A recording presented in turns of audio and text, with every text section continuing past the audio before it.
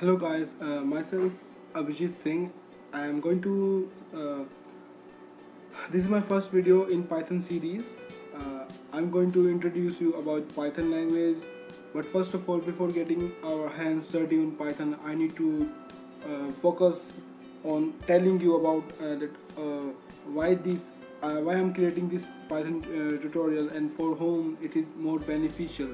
First of all, I would like to say that it is beneficial for the beginners. Especially I'm just focusing on the beginners, people like college students, school students, who have Python language in their course or who want to learn Python, and others also can get through the tutorials like the one who knows or who already knows Python, or the one who just wanted to get some more information on Python.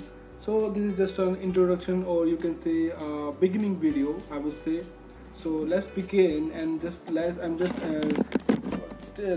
just see what topic we're gonna cover. First of all, we are going to focus on what is Python.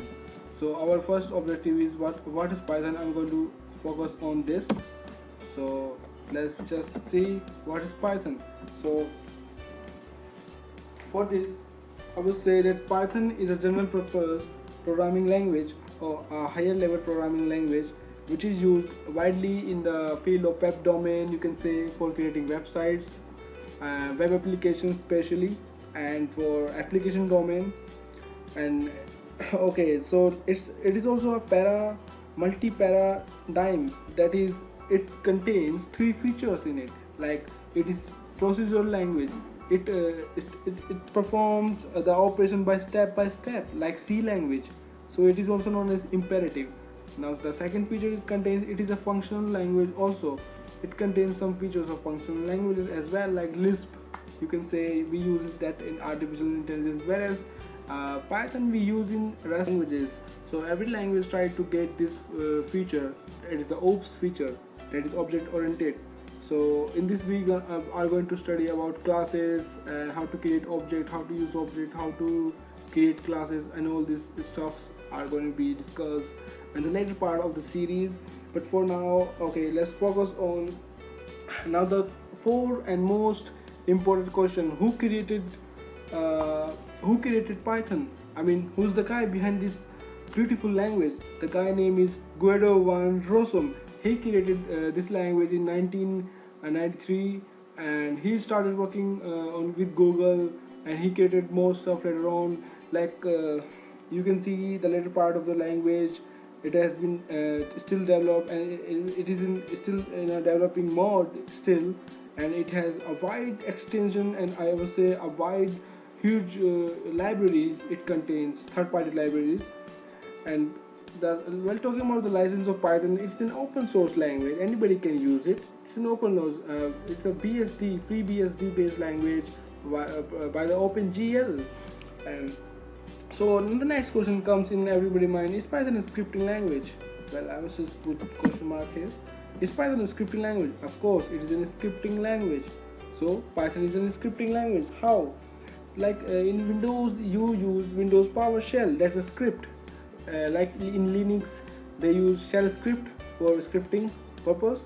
Scripting is used to make a task easier. It is used to automate a lot of stuff which we do on a usual basis. So to automate that kind of stuff, we use scripting.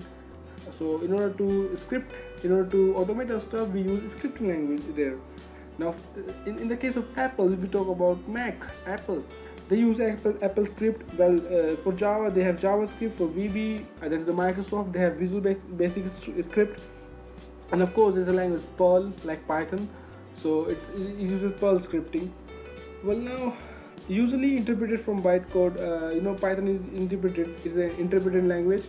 They don't use compiler here, but yeah, they use actually compiler. It compiles, but before we have interpreter also. So it converts a code into the bytecode. So next, yeah, Python do take a multi-file or single file argument. That is, you can say you can club two classes together, you can club two module or two file together to develop an application or a software. So that is being So Python is mostly embedded in the application. Like in VirtualBox, they have used Python in order to for the IPv4 packet, something like that. They have clubbed together and with the other technologies, and you have used Python there. So Python is basically used everywhere else. So let's talk about why we use Python in the real world. Why use Python in the real world? Because Python is used in the real world. We need to develop rapid for the rapid development applications. Okay, it's an interpreted language. Okay, it is based on virtual machine, which can be run on any platform, independent platform. It's an independent language. Okay, and its app portability, like Java. We have Java, like Java code can be run on any machine, such as Python can also be run on any machine.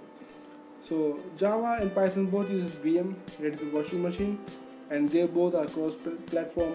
Okay, so now there's a huge variety of libraries, modules available for Python.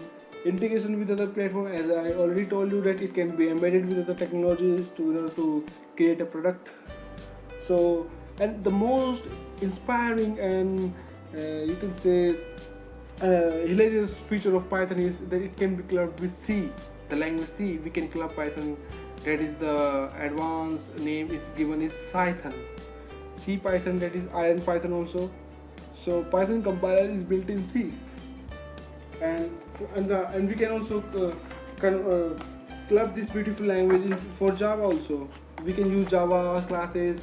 We can use Java classes or libraries and import in Python language by using Jython. So using Java library in Python code becomes more easier than before. So this was the feature of Python. Why should we use Python in real world? Now the next question is what can you do with Python? So that's the most important question. Like we can do system admin or system administrator stuffs, automation stuffs, database. We can handle database, MySQL, SQL, SQLite. There are a lot of database which we can use with Python. For networking purpose, yeah, there's a library known as Scapy which can be used for network, and other various libraries, third-party libraries are available for Python. Basically, they are used by the network engineers. And then internet access, GUI development is the most important part of the language. Games, we can develop games. Science, we can use it for science, mathematics, programming. Hardware and software testing, even like creating exploits for the systems. Okay, so let's talk about a few examples of Python applications. Few examples of Python application is like the famous applications of all time, which you may have heard, and you are just thinking that okay, this is software and in which language it is written. So let me tell you, the most of the important software you are using or website you are running is based on Python. So the number on the list is the BitTorrent. You know the BitTorrent, which is used to download the torrents. So the BitTorrent software is written in Python. And the other one is YouTube, the most popular video sites. YouTube, it is being handled by the Python language. So you can see how great it is to learn this language, the Python language, and how it easy, and it's a wonderful language, I would say. Now the Google App Engine is also supported by Python. Reddit, the famous social site, is supported by Python. And the Pixar you have heard, the movie company which create the movies, that is also handled by the Python. They use Python for their task. Okay, NASA, the great the scientist thing, they use Python for their work. Los Alamos, Formulab, Spam, Pies, there's the mail plugin. Then Track, there's a bug tracking. Anaconda, Fedora plus Red Hat, that's a Fedora plus Red Hat part, they also use Python. Now some downside to Python. What are the downside to Python? Downside are the execution speed. It is a bit slow if you compare with other languages like C. That is obviously it is a high level language, and C is a low level language. So you can figure it out that it's been quite slow with that in comparison to that. But nothing to worry. We can just boost it. Once you have written the code of the Python language, you can boost it by the module named Psycho. It increases Python code speed.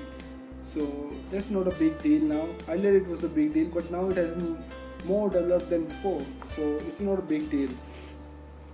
Now you see that if you have a Python file, the code you have written, it is firstly converted into the bytecode, and on the other hand, the bytecode is not a human readable code. Actually, it is converted into the it is read by the virtual machine to execute the code. So that's how it works with Python and other languages like Java.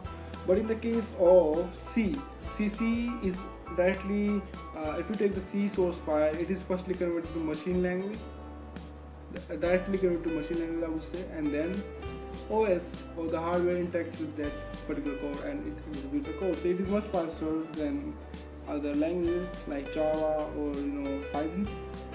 So Python can be used in web applications like Django is the most famous web app framework. Like they have Pyjamas, which is used to enable us to do AJAX, which is asynchronous JavaScript.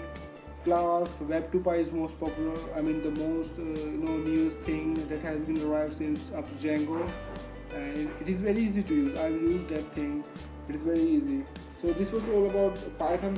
Now I'm gonna show you the Python website, the most famous Python website. That is, we are going to just log in onto it. www.python.org.